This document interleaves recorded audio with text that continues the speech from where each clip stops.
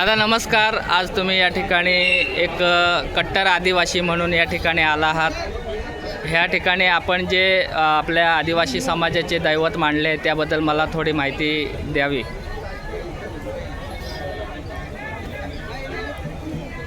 मी या ठिकाणी आदिवासी निसर्ग देवतेला मानत आलेला जल जंगल जमीनचं जे आपण रक्षण करतो आदिवासी, तर यामध्ये रक्षण करत असताना निसर्गातील जी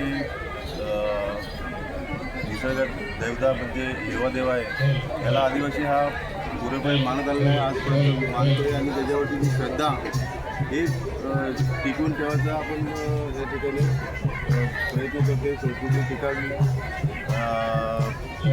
तरच आदिवासी टिकेल। त्यामुळे दैवतांचा मोठा यामध्ये तुम्हाला म्हणजे पाहायला मिळेल की आदिवासी हा निसर्ग देवता निसर्ग पूजक आहे, ते आम्ही या ठिकाणी दाखवण्याचा प्रयत्न केला आहे। या ठिकाणी आपण आदिवासींना रिप्रेझेंट करताय आणि खरंच याची गरज आपल्या आदिवासी समाजाला आहे, कारण आपले आदिवासी बांधव स्वतःचे सर्व सोडून देऊन ज्या रूढी प्रथा होत्या त्या रूढी परंपरा सोडून जे इतर समाजाचे जे सण उत्सव आहेत ते साजरे करत आहेत। तर तुम्ही आपल्या आदिवासी बांधवांना काय संदेश द्याल?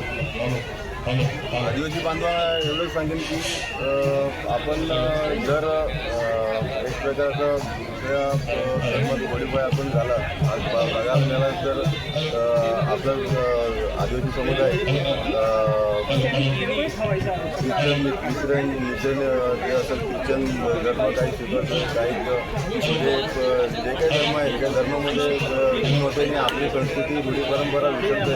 तर हे खरोखरच आदिवासी समुदायाला आपण स्वतःहून संपवतोय। आदिवासीत्व पूर्ण असं